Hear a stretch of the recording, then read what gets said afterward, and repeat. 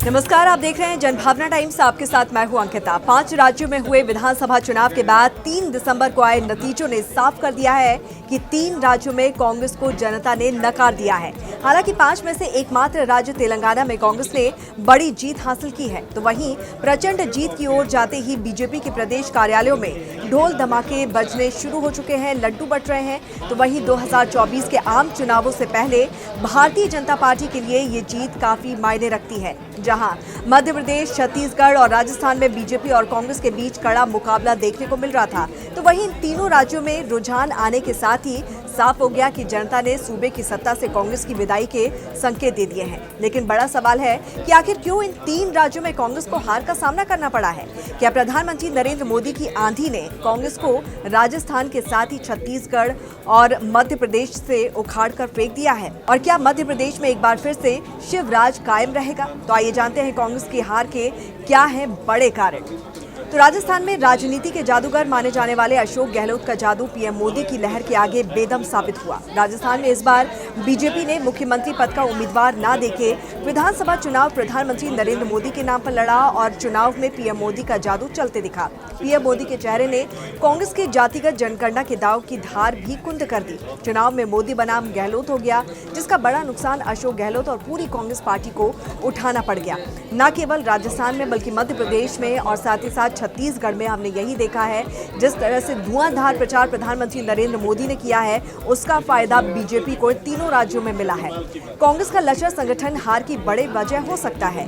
जमीनी स्तर पर कांग्रेस का संगठन काफी कमजोर नजर आता है। एक समय में कांग्रेस सेवा दल, महिला कांग्रेस, यूथ कांग्रेस का संपर्क सीधा लोगों से होता था। ऐसे में सरकारी नीतियों और योजनाओं को आम लोगों तक पहुंचाना बेहद आसान था। लेकिन राज्य में सरकार होने के बावजूद वोटर्स तक सही से बात ना पहुंच पाना यही बताता है। और इसके साथ ही सबसे बड़े कारणों में एक कांग्रेस का नेतृत्व कमजोर होना भी हार की वजह बना है। हालांकि भारत जोड़ो यात्रा कर राहुल गांधी को एक मास लीडर यानी कि जन नेता के तौर पर स्थापित करने की कोशिश जरूर की गई, लेकिन भीड़ वोटों में तब्दील नहीं हुई और ऐसे में उनका जन नेता बन पाना भी मुश्किल है। इसका सीधा फायदा बीजेपी को मिला। गुटबाजी ने भी कांग्रेस को चुनाव में भारी नुकसान पहुंचाया। पार्टी चुनाव के पहले तक भी गुटबाजी से जूझती नजर आई। सीएम अशोक गहलोत और सचिन पायलट के बीच की खींचतान का भी कार्यकर्ताओं पर असर पड़ा। साथ ही जनता तक भी गलत संदेश गया है। लेकिन ऐसा नहीं है कि बीजेपी में सब ठीक है, लेकिन बीजेपी में मौजूद अंतर्कलह को बीजेपी बखूबी से हैंडल कर सकी। इसके अलावा कांग्रेस की हार के पीछे बाकी भी बड़ी वजह माने जा रहे हैं। कांग्रेस से टिकट नहीं मिलने के बाद कई नेताओं ने पार्टी से बगावत कर बतौर निर्दलीय उम्मीदवार मैदान में उतरकर कांग्रेस को डेंट पहुंचाया। बीजेपी में बागी नेताओं को मनाने की जिम्मेदारी बड़े नेताओं ने बखूबी निभाई और इसका फायदा भी मिला। राजस्थान की गहलोत सरकार को कन्हैया लाल हत्याकांड का मुद्दा भारी पड़ गया।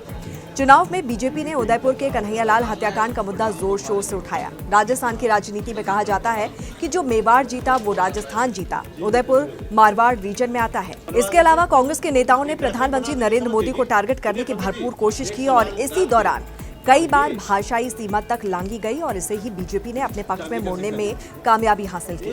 भ्रष्टाचार ने सरकार डुबो दी। हालांकि अशोक गहलोत की सरकार ने एक के बाद एक चुनावी दाव चले।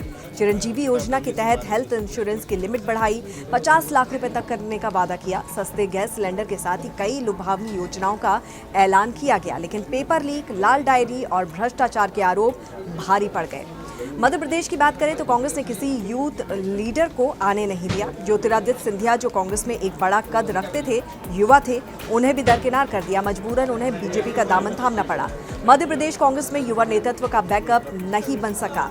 ये भी हार की एक बड़ी वजह निकलकर सामने आ रही है। इसके साथ ही कांग्रेस में जहां कमलनाथ का रवैया तानाशाही वाला रहा, तो दूसरी तरफ बीजेपी इसलिए आगे निकली क्योंकि सीएम शिवराज सिंह चौहान कमलनाथ के विपरीत जमीनी नेता हैं। वो लोगों और विधायकों की सुनते भी हैं और बोलते भी हैं।